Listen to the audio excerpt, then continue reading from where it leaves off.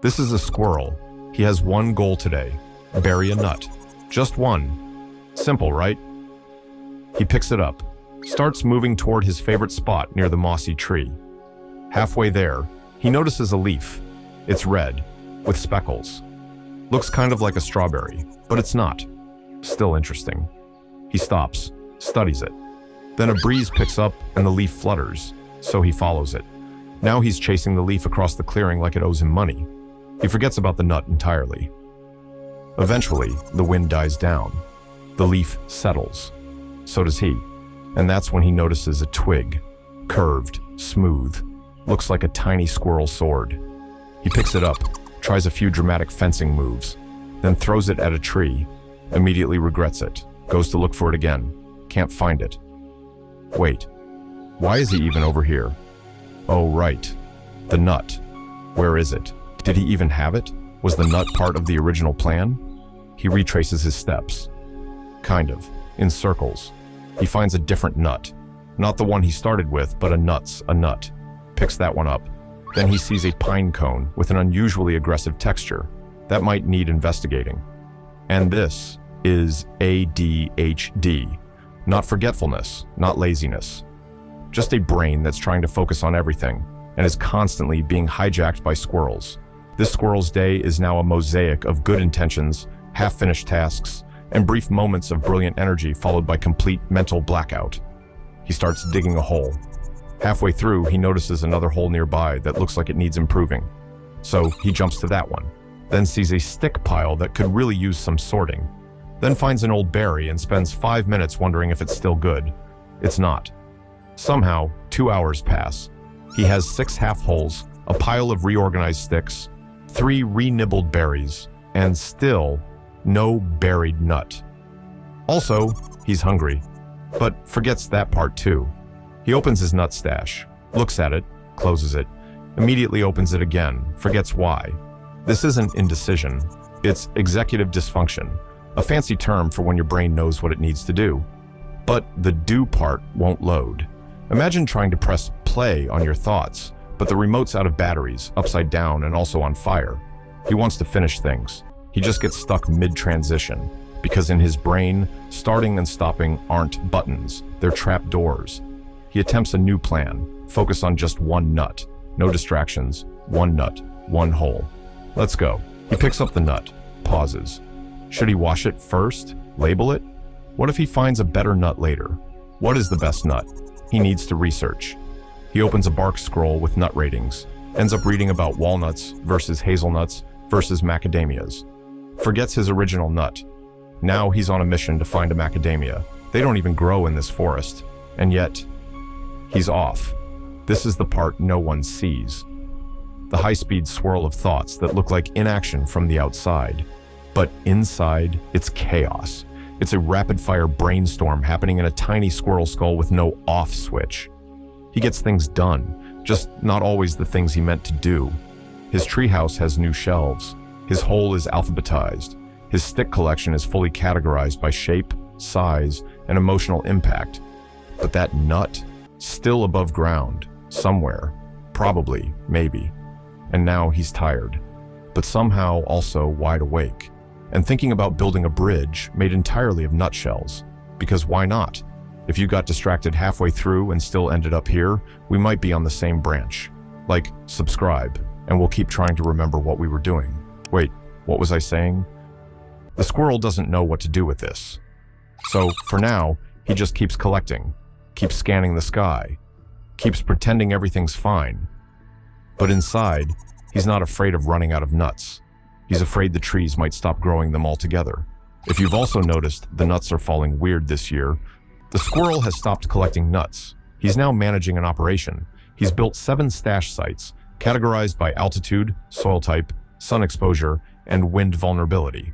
1 is flood-proof, 1 is fire-resistant, 1 is entirely underground. He checks each one daily, sometimes twice, sometimes in the middle of the night, just to make sure. He doesn't sleep well anymore, because every creak in a tree sounds like collapse. Every gust of wind feels like a warning. He's not storing nuts. He's bracing, and he's exhausted. Because climate anxiety doesn't just sit in your head. It runs through your whole system. It's background noise you can't turn off. A constant hum of what if? What if the season shifts again? What if the food chain breaks? What if the forest stops behaving like a forest?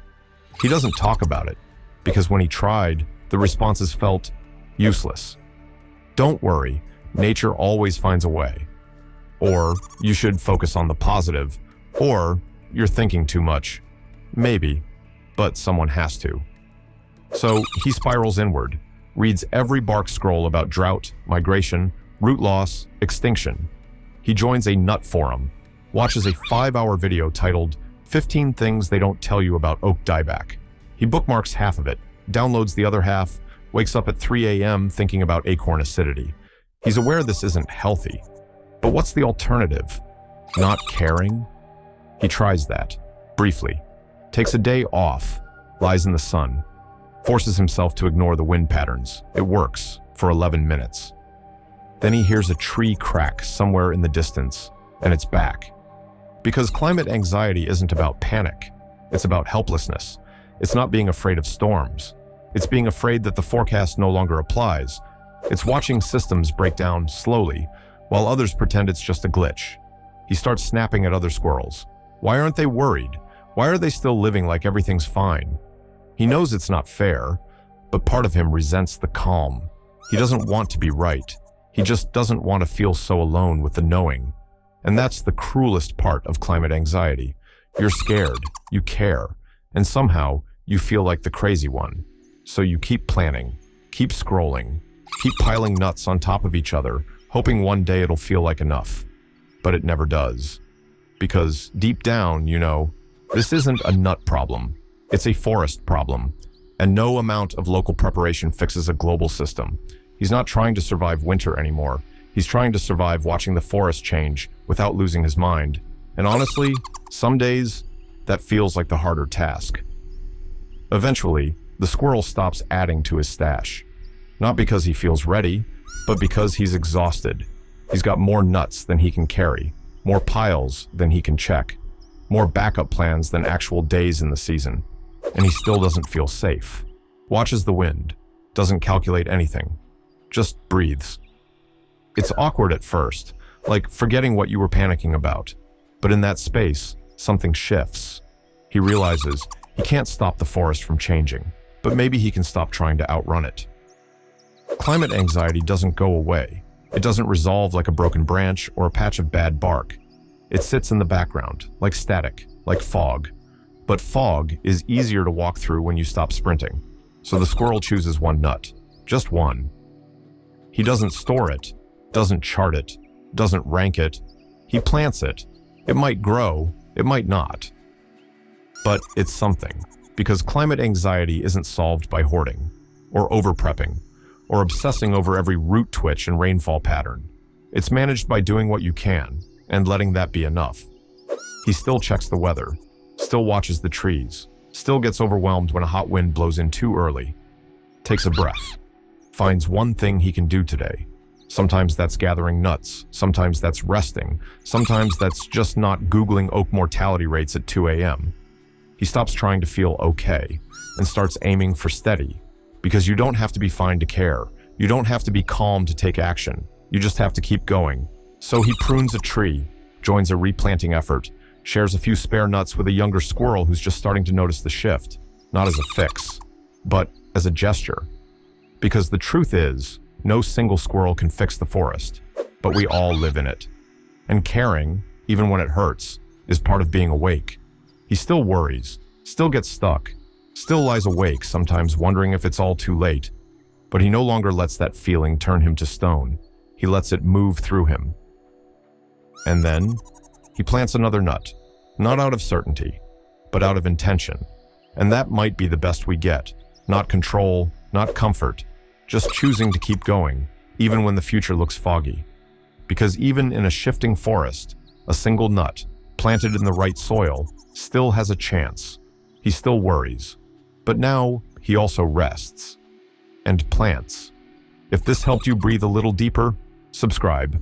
We're not fixing the forest, just learning to stay present in it.